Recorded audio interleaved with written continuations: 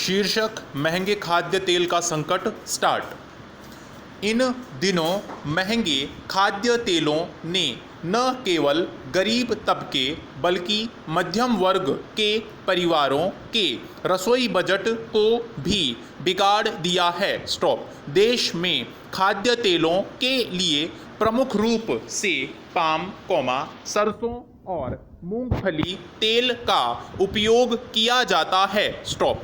यदि हम पिछले एक वर्ष में खाद्य तेलों की खुदरा कीमतों को देखें तो पाते हैं कि पिछले एक वर्ष में सभी तेलों की कीमतों में औसतन करीब 60% से अधिक की वृद्धि हुई है। स्टॉप। सरकार ने खाद्य तेलों की कीमत घटाने के लिए तात्कालिक उपायों के तहत आयातित खाद्य तेलों पर आयात शुल्क में कमी सहित अन्य सभी करों में रियायतें दी हैं। स्टॉप। यही कारण है कि वैश्विक बाजार में पामोलिन और सोयाबीन की कीमतों में भारी वृद्धि की तुलना में भारत में इनकी कीमतों में कम वृद्धि दर्ज की गई। स्टॉप।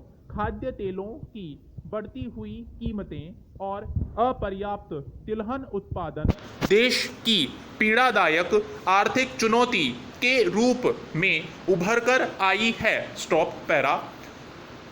जबकि इस समय भारत में अनाज भंडार भरे हुए हैं। स्टॉप। देश गेहूं, चावल और चीनी उत्पादन में आत्मनिर्भर है और इनका निर्यात भी बढ़ रहा है। स्टॉप। लेकिन तिलहन के मामले में हम अपनी ज़रूरतों को पूरा करने लायक उत्पादन भी नहीं कर पा रहे हैं। स्टॉप। देश में पिछले 3 दशक से खाद्य तेलों की कमी पड़ रही है। स्टॉप। इसे दूर करने के लिए घरेलू तिलहन पैदावार बढ़ाने के लिए कई प्रयास किए गए। स्टॉप। हालांकि तिलहन पैदावार बढ़ाने में पीली क्रांति ने अहम भूमिका निभाई थी, लेकिन कोई खास कामयाबी नहीं मिल पाई। स्टॉप। हरित क्रांति के तहत जिस तरह से धान गेहूं की बीजों पर काम हुआ, वैसा काम तिलहन के क्षेत्र में कम हुआ। स्टॉप। परिणाम स्वरूप देश तिलहन पैदावार में पिछड़ता गया। स्टॉप। इसका नतीजा यह हुआ कि देश में आवश्यकता के अनुरूप तिलहन पैदावार नहीं बढ़ने से खाद्य तेलों के उत्पादन पर असर पड़ा। स्टॉप। तिलहन की खपत की तुलना में उत्पादन कम होने से खाद्य तेलों के आयात पर भारत की निर्भरता लगातार बढ़ती गई। स्टॉप। वर्ष 1990 के आसपास देश खाद्य तेलों के मामले में लगभग आत्मनिर्भर था। स्टॉप। फिर खाद्य तेलों के आयात पर देश की निर्भरता धीरे धीरे बढ़ती गई और इस समय यह चिंताजनक स्तर पर है। स्टॉप। इस समय भारत अपनी ज़रूरत का करीब 60% खाद्य तेलों का आयात करता है। स्टॉप। चूँकि खाद्य तेलों का घरेलू उत्पादन ज़रूरत की पूर्ति के लिए लगभग 40% है, इसलिए यह अपर्याप्त तिलहन उत्पादन बाजार में खाद्य तेल के मूल्य को नियंत्रित नहीं कर पाता। स्टॉप।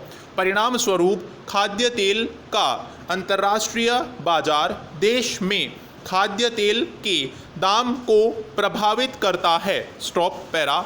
यह बात भी महत्वपूर्ण है कि कई देशों की जैविक ईंधन नीतियां भी खाद्य तेलों की महंगाई का कारण बन गई हैं। स्टॉप। उदाहरण के लिए भारत को पाम ऑयल का निर्यात करने वाले मलेशिया और इंडोनेशिया में पाम ऑयल से जैविक ईंधन और अमेरिका में सोयाबीन के तेल से ईंधन का उत्पादन किया जा रहा है। स्टॉप। चीन की बड़ी कंपनियां भी विश्व बाजार में बड़े पैमाने पर खाद्य तेल की खरीद कर रही है। स्टॉप। भारत में जहां पाम ऑयल की हिस्सेदारी 30% से अधिक है, वहीं सोयाबीन के तेल की हिस्सेदारी करीब 22% है। स्टॉप। ऐसे में खाद्य तेल की अंतर्राष्ट्रीय बाजार में कीमतों में बदलाव का असर खाद्य तेल की घरेलू कीमत पर तेजी से पड़ता है। स्टॉप। पिछले एक वर्ष में तो भारत में खाद्य तेलों के दाम तेजी से बढ़े हैं। स्टॉप। स्थिति यह है कि कृषि प्रधान देश होने के बावजूद भारत को सालाना करीब 65 से 70 हजार करोड़ रुपए का खाद्य तेल आयात करना पड़ रहा है। स्टॉप। इतनी बड़ी विदेशी मुद्रा हर वर्ष इंडोनेशिया, मलेशिया, ब्राज़ील और अमेरिका आदि देशों के हाथों में चली जाती है। स्टॉप। भारत खाद्य तेलों का आयात करने वाला दुनिया का सबसे बड़ा देश है। Stop para. पिछले कुछ वर्षों से देश में तिलहन उत्पादन को प्रोत्साहन देने के लिए कई कदम उठाए गए हैं। स्टॉप। लेकिन तिलहन उत्पादन में देश को आत्मनिर्भर बनाने के लिए लंबा सफ़र तय करना है। स्टॉप। पिछले महीने केंद्र सरकार ने पाम के तेल के लिए 11,040 करोड़ रुपए के वित्तीय परिव्यय के साथ राष्ट्रीय खाद्य तेल पाम ऑयल मिशन NMEO-OP को मंजूरी दी। स्टॉप। इसका उद्देश्य देश में ही खाद्य तेलों के उत्पादन में तेजी लाना है। स्टॉप। इसके लिए पाम ऑयल का रकबा और पैदावार बढ़ाने के लक्ष्य सुनिश्चित किए गए हैं। स्टॉप। पाम की खेती के लिए सहायता में भारी बढ़ोतरी की गई है। स्टॉप।